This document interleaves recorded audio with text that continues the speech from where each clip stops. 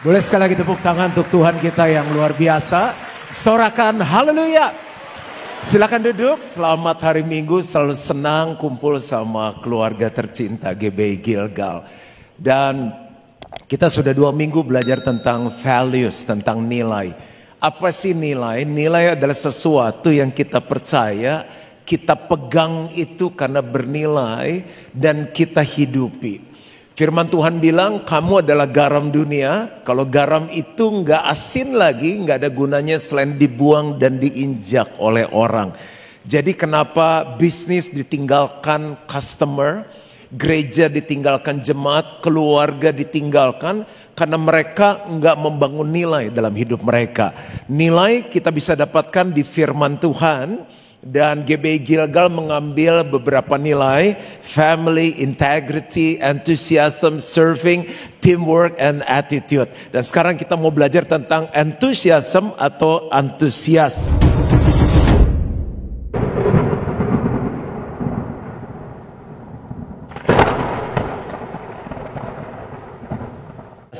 Saya kasih judul adalah Back to the First Love. Bapak Ibu masih ingat pertama kali kita jatuh cinta? Rasanya gimana?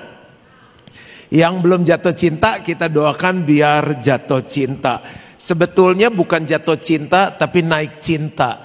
Karena kalau orang ketemu cinta hidupnya berubah. Yang gak mandi jadi mandi, yang pelit jadi murah hati, naik dia. Nah, coba bilang sama-sama antusias. Diucapkan sesuai dengan artinya. 1, 2, 3. Antusias. Nah, antusias punya arti kata Tuhan di dalam kita. Nah, karena Tuhan di dalam kita ada semangat atau gairah karena kita memiliki Tuhan. Di pernikahan kita semangat, besarin anak kita semangat, di tengah ekonomi yang melesu kita tetap semangat. Udah nginjil orangnya belum bertobat tetap semangat, itu gak akan pernah hilang. Saya minta disiapkan center ini. Bagi yang belum tahu ini center, kan anak sekarang soalnya udah jarang mati lampu ya. Kalau dulu kita sering banget. Saya dipesenin di samping tempat tidur tuh dan nakas suruh taruh center. Jadi kalau mati lampu kita gak jatuh, semoga gak kebalik nih.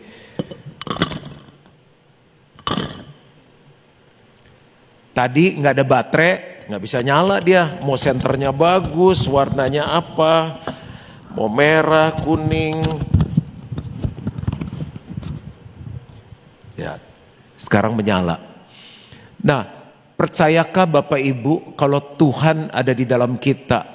Pekerjaan apapun, bisnis apapun, siapapun suamimu, apapun kondisi keluargamu, tetap akan ada gairah, semangat karena ada Tuhan di dalam kita. Orang bilang ekonomi lemah, siapa takut? Dia pergi ke kompetitor kita loh, dikasih harga lebih murah 20.000 dia pindah, siapa takut? Dia lebih murah, tapi kualitas excellent ada di kita. Wah, sombong gak ya barusan ya? Karena kita harus juga punya confident karena ada Tuhan di dalam kita. Jadi center ini gak akan ada artinya kalau gak ada baterainya. Bapak Ibu Saudara mau kaya, mau hebat, mau berkuasa, mau punya suami ganteng, istri cantik, tapi kalau gak ada Tuhan di dalamnya, satu saat gairah itu akan habis. Jadi jangan lupa manusia hidup terdiri dari roh. Wah, itu semangat sekali tuh Ibu. Roh, bener Bu, jiwa, tubuh. Nah, jiwa itu kan terdiri dari pikiran, perasaan, dan kehendak. Tubuh ini panca indera. Roh dan jiwa membentuk yang namanya hati. Kalau ini saya kasih nama Juan Mogi. Jadi antusias itu, roh Tuhan itu hidup di dalam kita. Dia hidup, dia bekerja, dia berkarya dalam hidup kita. Nanti saya waktu baca ayat-ayatnya Bapak Ibu mulai bisa lebih ngerti. 1 Tesalonika 5 ayat 19 kita baca sama-sama. 2, 3. Janganlah padamkan roh. Jadi ini gak boleh dipadamkan karena sumber antusias ini di sini. Kalau gak boleh dipadamkan berarti mesti diapain? Mesti dijaga. Ini harus dibangun terus nih manusia roh. Karena roh yang kuat akan menguasai jiwa, menguasai pikiran, perasaan, kehendak, dan menguasai tubuh kita. Yesaya 29 ayat 13, dan Tuhan telah berfirman, oleh karena bangsa ini datang mendekat dengan mulutnya dan memuliakan aku dengan bibirnya, padahal hatinya menjauh daripadaku. Dan ibadahnya kepadaku hanyalah perintah manusia yang dihafalkan. Nggak hanya bisnis, pekerjaan, gedein anak. Tapi katanya hatinya ini sudah menjauh. Secara tubuh mulutnya masih memuji Tuhan, masih datang ke gereja, masih Kristen. Tapi hatinya udah menjauh. Kenapa hatinya menjauh? Karena rohnya, antusiasnya udah turun dan Tuhan nggak berkenan. Makanya kenapa setiap tahun kita ingetin ini, jangan-jangan kita masih beribadah tapi Tuhan gak suka. Wahyu 2 ayat 4 lebih keras lagi di sini. Namun demikian aku mencela engkau karena engkau telah meninggalkan kasihmu yang semula. Jadi kalau kita misalnya lahir baru, saya lahir baru tuh tahun 87 ya. 87 lahir baru. Sekarang tahun berapa ya? 2025. Berapa? 97, 2007, 2017, 30 tahun ya. Berarti berapa itu sekarang? 38 tahun. Jadi ini ada kasih yang semula. Mau dilihat nih, apinya di 2025 nih seperti apa? Saya nggak tahu Bapak Ibu Saudara lahir baru tahun berapa. Tapi kasih semula itu masih ada nggak? Makanya saya kasih tema back to the first love. Namun demikian aku mencela engkau karena engkau telah meninggalkan kasihmu yang semula. Meninggalkan tuh punya arti apa? Dilepaskan perlahan karena lalai. Dan diabaikan dan digantikan dengan rutinitas. Apalagi kesibukan. Ambisi bahkan pelayanan yang membuat kita jauh dari Tuhan, hati kita padam, rohnya nggak menyala-nyala lagi. Saya tambahin lagi ada kekecewaan, ada tantangan, masalah begitu berat, luka. Masih Kristen, masih ke gereja, tapi gairah itu udah nggak ada, api itu udah nggak ada, semangat itu udah nggak ada. Engkau telah meninggalkan kasihmu yang semula. Kasih yang semula apa sih? Yang tadi kita kasih judul back to the first love. Kasih tanpa syarat. Kasih yang memberi tanpa menuntut. Semua dengan rela diberikan. Yuk kamu bantu pelayanan, siap. Ini ada pekerjaan Tuhan, kita perlu dana sekian, siap. Apapun dia lakukan. Bangun pagi, doa, baca firman, gak hitung-hitungan sama Tuhan. Kasih yang semula bicara mengenai posisi hati yang benar. Jadi kasih yang semula itu bukan yang hanya gemeter-gemeter, perasaan hangat, panas, air mata mengalir. Nggak ada yang salah dengan itu. Tapi kasih yang semula bicara mengenai posisi hati yang benar. Yaitu hati yang menjadikan Yesus pusat. Dan alasan utama untuk setiap tindakan kita. Bukan diri sendiri. Jadi motivasi, arah dan tujuan hidup itu semua Tuhan. Makanya kalau orang baru bertobat dikatain sama teman-temannya, lu jangan fanatik-fanatik lu, apa-apa Tuhan. Makan pisang goreng aja doa, mau pergi keluar rumah aja doa, lu dikit-dikit ke gereja lu, dikit-dikit baca Alkitab lu, dikit-dikit nyebut ayat lu. Itu semua udah gak ada. Nah itu apinya mulai turun. Apapun untuk Tuhan, waktu untuk Tuhan, uang untuk Tuhan. Lama-kelamaan waktu tambah lama jadi Kristen, udah gak untuk Tuhan, untuk kita. Kita dapat apa? Nah, untuk lebih detail, ada 5 tahapan kita dingin secara rohani. Api itu udah gak nyala lagi. First love yang 87 ini udah bergeser. Ada 5. Yang pertama adalah orang Kristen ini kehilangan fokus. Masih ingat kisah waktu Yesus datang ke rumah Maria sama Marta. Yang satu duduk, ini bisa didudukin kuat gak ya? Dari Yesus datang, dia duduk dengerin Yesus. Yang satu ada di rumah juga, berarti dia mungkin ada di gereja. Sibuk gak karuan. Bagus dong, dia gak buat kriminal di belakang. Tapi yang satu duduk dengerin Yesus. Yang satu sibuk untuk Yesus. Yuk kita lihat ayatnya. Lukas 10 ayat 41, 42. Tetapi Tuhan menjawabnya, Marta, Marta, engkau khawatir dan menyusahkan diri dengan banyak perkara. Ciri orang apinya mulai padam, cinta pertama mulai luntur adalah banyak khawatir. Ribet banget, rempong sampai nggak perlu.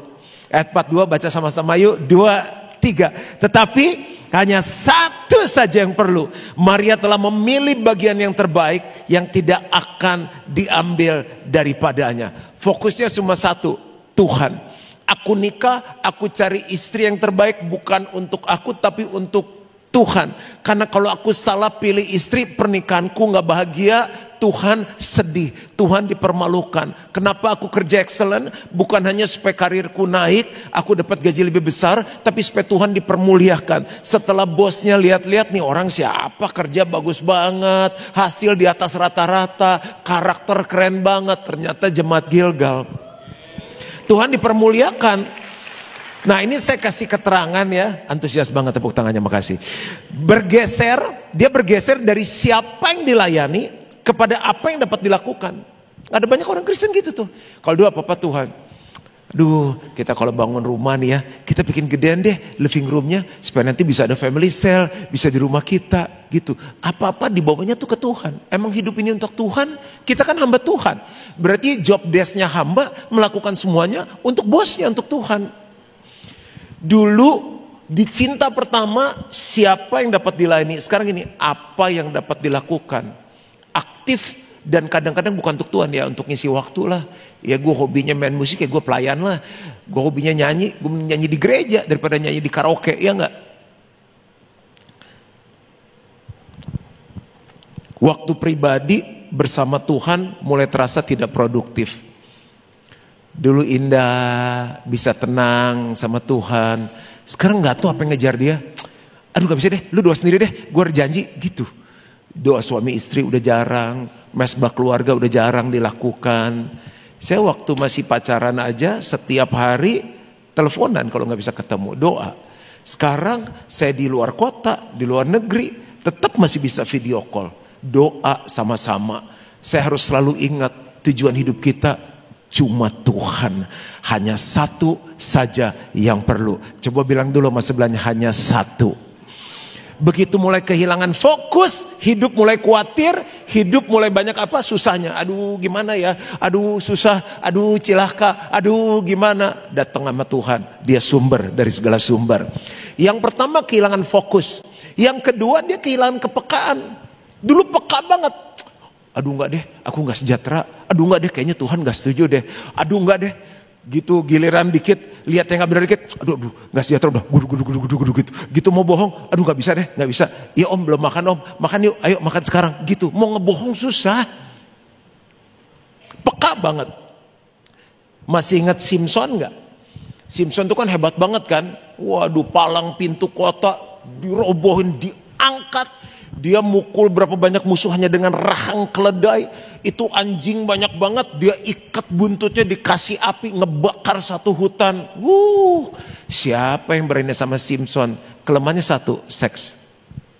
Cewek. Diingetin, jangan kawin sama orang gitu. Jangan main ke situ. Dia pikir saya hebat. Simpson ada di Hakim 16 ayat 20.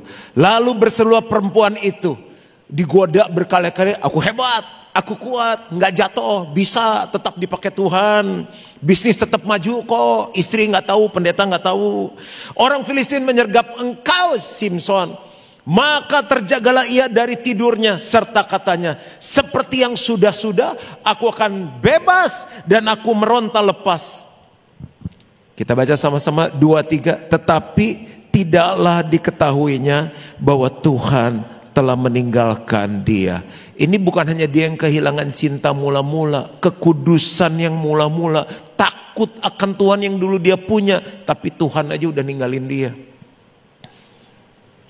Masih pelayanan gak? Masih banget. Apa yang kita bisa belajar di sini? Saya tulis gini. Roh Kudus bicara tapi tidak tersentuh. Dulu kalau dengar firman, aduh, untuk gue banget nih. Aduh, thank you banget Tuhan. Oh wow, amin. Sekarang mau istri, mau suami, mau ketua sel ngomong, anjing menggonggong, kafilah berlalu. Nggak ada sentuhan, mulai kebal. Dosa kecil dianggap tidak masalah. Orang bisnis mana ada yang bohong. Cowok sekarang mana ada yang nggak jajan di luar. Sudah mulai dilumrahkan. Kan kapal tenggelam bukan karena lubang yang besar. Kalau lubang besar mah udah ketahuan. Lubang besar jangan dipakai kapalnya. Orang jatuh karena pohon pisang atau kulit pisang. Kulit pisang sama pohon pisang gede mana? Nah kalau jatuh, kenapa pohon pisang? Nah dia mesti ke dokter mata, mungkin ada katarak atau apa. Tapi kan kulit pisang, jatuh. Kenapa nggak kelihatan? Itu normal. Nah yang kecil itu yang bahaya. Mau tetap menyala-nyala, hari ini dosa kecil beresin. Teguran dianggap gangguan, bukan kasih. Orang yang negur ini minta maaf loh. Ketua saya bilang ini, Pak, ada waktu? Ada. Boleh ngomong sebentar? Boleh. Saya ngomong sesuatu, silahkan. Maaf nih Pak, sebelumnya tuh belum negur aja udah minta maaf. Abangku kurang baik tuh. Family cell leader di Gilgal. Maaf nih Pak, saya mau nyampein sesuatu. Udah gak datang saya lagi. Istri ngomong, dah berisik. Anak ngomong, anak kecil tau apa? Pelan anak-anak tuh disayang Tuhan loh. Dia yang punya kerajaan surga. Lebih polos. Udah mulai gak ada amin nih, baru 2. Pelan ada 5 ciri. Yang pertama kehilangan fokus. Gak fokus tuh. Dulu untuk Tuhan. Tuhan, sekali Yesus tetap Yesus. Yang kedua kehilangan kepekaan. Tuhan kadang ya pakai orang lain kok ngomong. Saya kalau ketemu orang habis ngobrol mau ketemu, saya tanya, ada masukan gak untuk Gilgal? Ada masukan gak untuk kepemimpinan saya? Karena mereka melihat apa yang saya mungkin gak lihat. Yang ketiga, kehilangan sukacita rohani. Masih ingat Daud buat dosa kan ya? Dia udah berzina, dia bunuh suaminya tuh cewek. Dia hilang sukacita, aduh gak enak nih. Pernah rasa gak buat dosa terus hilang sukacita? Nah itu jangan didiamin. Jangan didiamin, itu nilai kita. Kita harus pegang hadirat Tuhan. Api Tuhan yang di dalam kita harus kita jaga. Apapun harganya kita harus bayar. Mau puasa lagi, lu puasa deh. Mau doa lagi, doa deh. Mau haleluya udah bukan 12 kali, 40 kali, silakan. Yang penting jangan hilang tuh. Apa? Semangat sendiri, karena memang antusias. Kita baca sama-sama Mazmur 51 ayat 14, 2, 3. Bangkitkanlah kembali padaku apa? Kegirangan karena selamat yang daripadamu. Dan lengkapilah aku dengan roh yang rela. Karena orang buat dosa, hilang sukacita, memalas. Dikit-dikit itu mulai mundur. Paling parah, muntaber, mundur teratur tanpa berita. Dia hilang. Apakah dari angkat Tuhan? Kan lama-lama orang kalau buat dosa lama menjauh. Orang nggak tahu tapi dia nggak nyaman. Doa udah mulai nggak enak, ngumpul-ngumpulin ngomongin apa sih, selamatkan jiwa-jiwa lewat Jakarta, najis gitu. Udah mulai nggak nyaman. Lama-lama dia mundur, dia kayak nggak enak, kayak orang tahu dia ngeliatin kita gitu. Pelan siapa yang ngeliatin, kegeeran. Hilang sukacita rohani itu kayak gimana sih? Gini nih, kita masih melakukan hal yang sama, tapi hati hampa, kosong. Semua hanya formalitas. Pernah lihat ibu-ibu ke mall gak sih? Begitu lihat barang bagus, bagus, lucu. Tuh ada sukacitanya gitu loh. Ini ke gereja pelayanan, kelompok saya enggak lah. Pelayanan enggak lah, lu aja yang muda-muda gitu. Kalau berkat yang tua mau gak? Kesehatan mau gak yang tua? Umur panjang mau gak yang tua? Kenapa melayani gak mau? Begitu melayani yang muda-muda aja deh. Yang senior akan jadi berkat bagi yang senior. Yang muda akan jadi berkat bagi yang muda. Jangan suka ngomong yang muda-muda aja. Terus malaikat lagi rapat, Tuhan kita kirim berkat sama dia. Jangan yang muda-muda aja. Dia yang minta, dia suka ngomong. Tuhan ini ada umur panjang, kasih ke siapa ya? Yang itu senior, jangan yang muda-muda aja. Yang senior suka ngomong yang muda-muda aja. Saya juga harus hati-hati, kan menjelang senior. Melayani jadi beban, bukan berkat. Bapak nanti tolong ini kenapa sih saya terus, dia dong tuh nganggur. Senyumnya juga lebih manis. Firman terasa datar. Ngomong apa sih dia? Gitu. Saya mau anak rohani saya yang khotbah, mau cucu rohani yang khotbah, siapapun yang khotbah. Sampai yang khotbah gak enak. Pastor pulang aja Gi, makan sama istri anak. Bosan kali dengerin saya khotbah 5 kali. Gak apa-apa, saya bilang saya di sini untuk melayani. Saya duduk, saya dengerin sampai selesai. Pernah sih agak ngantuk sekali, makan permen.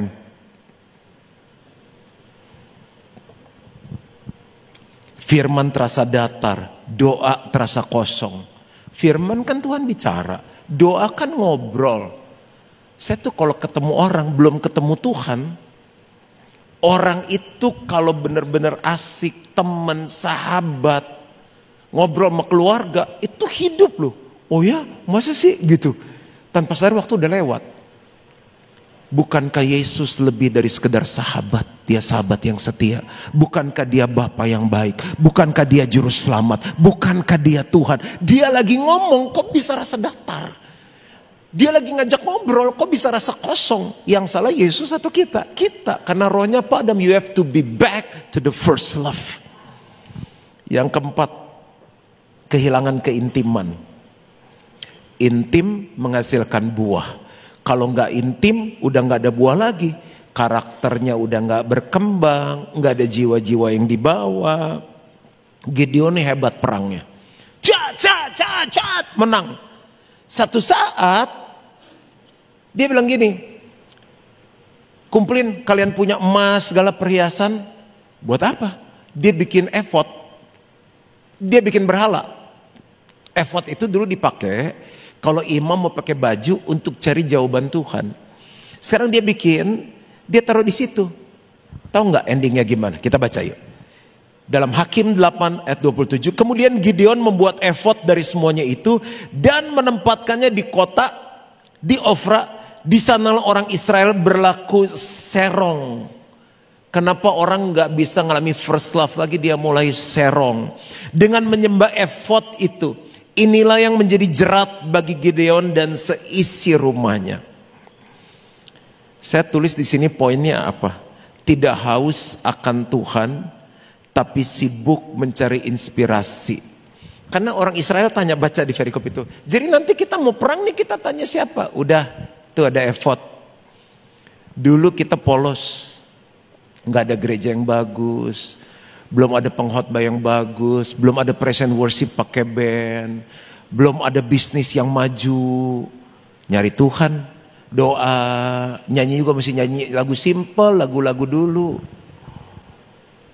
Allah kuasa melakukan segala perkara. Belum ada ChatGPT, baca firman juga nih apa maksudnya ya. Belum ada Google, sabda.org, pure, authentic.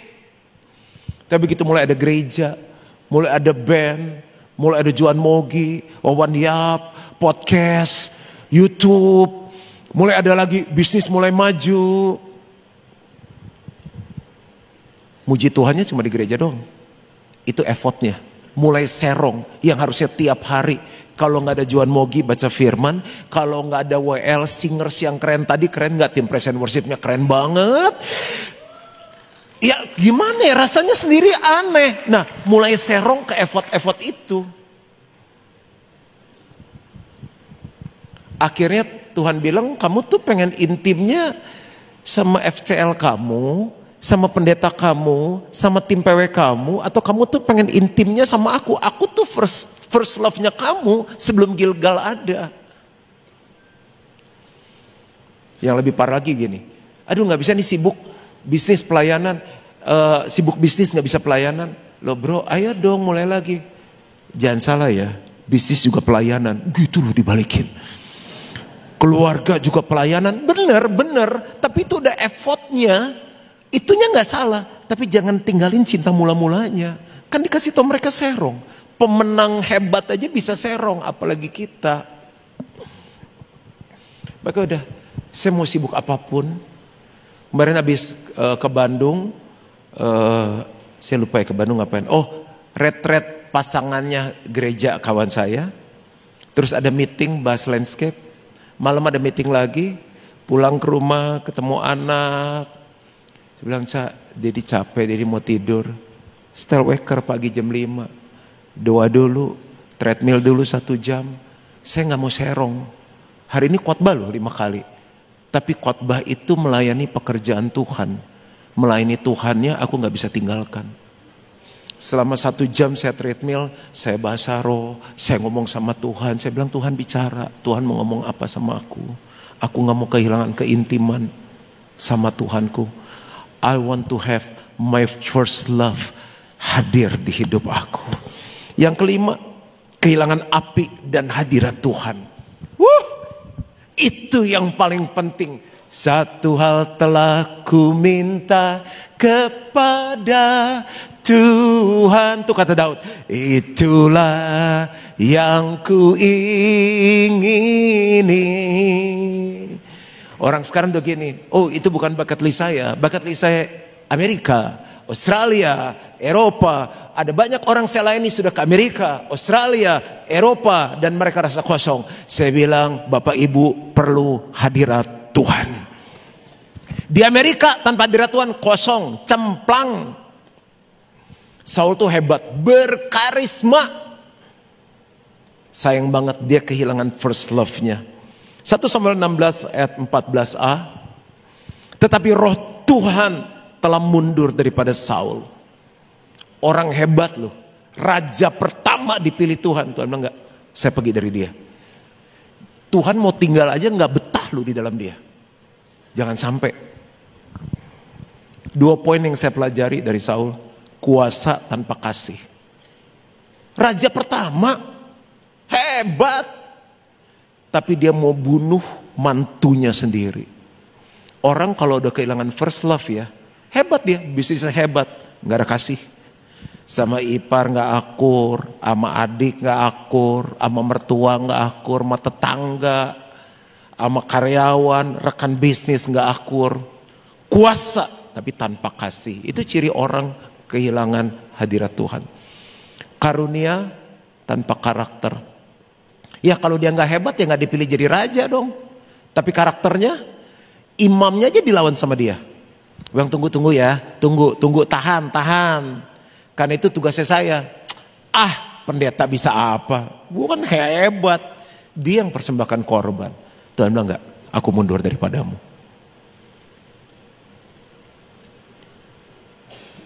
Nabinya bilang gini, itu semua dibunuh ya, jangan ada disisain ya. Rajanya, hewannya, embeknya, semua musnahkan. Sayang lagi katanya, ini gemuk-gemuk sini kumpulin. Aduh tuh bagus banget diamondnya dikumpulin sama dia.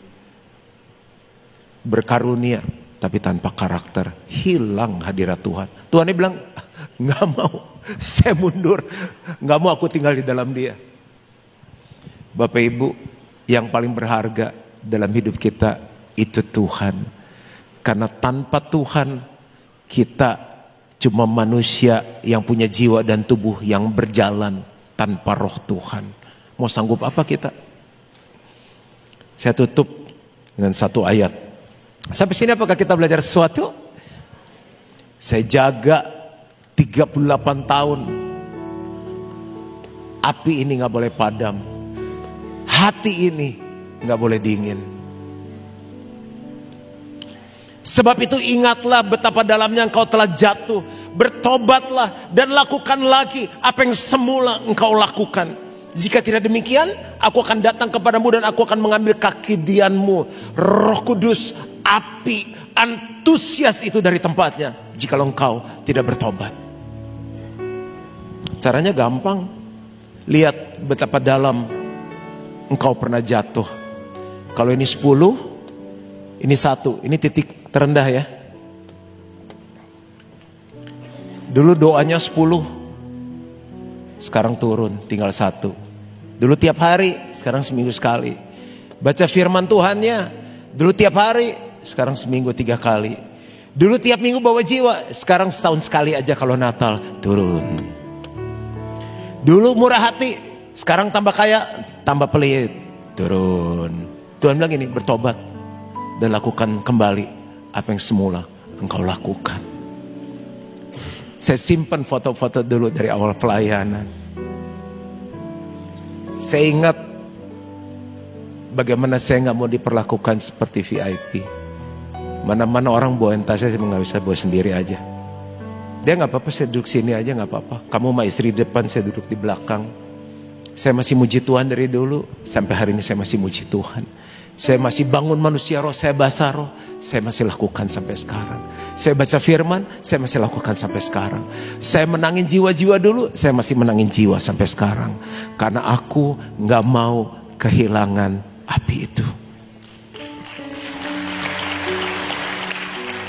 Saya bikin sebuah kuat, jadi senang bikin kuat sekarang. Coba kita lihat. Tuhan mau relasi dengan kita, bukan ritual kita. Ini kan ritual yang kita lakukan nih. Tuhan mau persekutuan dengan kita, bukan performa kita. Bisnisnya tambah hebat, khotbahnya tambah keren, kuliahnya summa cum laude, bagus. Tapi Tuhan mau persekutuan dan relasi dengan Tuhan. Sekarang benar-benar closing. Masih ingat murid Yesus yang namanya Petrus? Dulu namanya Simon. Simon artinya orang yang mau mendengar. Cuma sayangnya arti nama Simon emosional, labil, mudah berubah, nggak firm, emosinya meledak-meledak. Waktu ketemu Yesus, Yesus bilang ini, "Mon, sekarang ganti nama ya, Petrus." "Apa tuh Tuhan?" "Batu karang." Kamu udah bagus, orang yang mau mendengar, tapi goyang, emosional, karakter nggak bagus. Serang Petrus, batu karang yang teguh, unshakable. Oh, terima kasih Tuhan. Yesus bilang nanti ya, aku mau menderita, disalib. Oh, siapa yang berani salib Tuhan?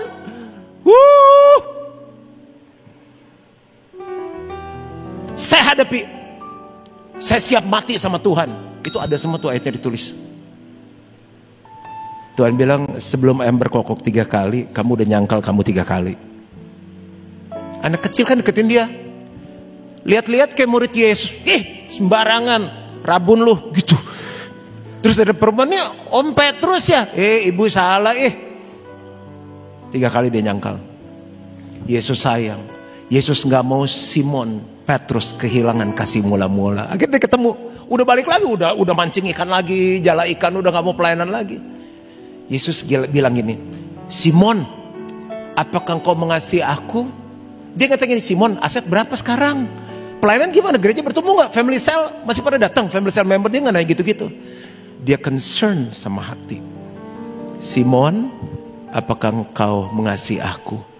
Saya waktu siapin ini, saya bilang kenapa dipanggil Simon ya? Kan udah diganti Petrus, dia yang ganti, dia ganti lagi. Tuhan cuma mau ingetin Simon, kamu hebat sekarang. Ada di ring satu aku.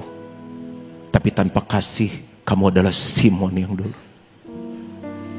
Tuhan suruh saya pesan, kamu sekarang kaya, kamu hebat, orang angkat topi. Tapi kalau kamu gak punya api, kamu gak punya cinta, di mataku, kamu gak ada apa-apa. Kamu tuh Simon yang dulu. Makanya dia bilang, "Simon, kamu sayang gak sih sama aku?" Tuhan cuma mau ngomongin yang paling penting itu, bukan kamu ring satu aku, tapi hati yang mengasihi aku. Sampai 3 kali Tuhan ngomong. Dan Simon jawab, "Tuhan, engkau tahu hatiku." Terakhir dia ngomong udah pakai hati. "Engkau tahu hatiku. Aku mengasihi kamu." Baru Tuhan bilang ini, "Gembalakanlah domba-dombaku." Dia jadi kepala gereja yang pertama. Tuhan bilang gini, kamu gak bisa buat apa-apa tanpa hati. Kamu hebat tapi gak punya hati. Kamu punya anak 4-5 tapi gak punya hati. Apa sih yang kita kejar dalam hidup? Semua masalah terjadi karena gak ada kasih. Back to the first love. Doa saya, semua jemaat Gilgal tetap antusias. Tuhan memberkati.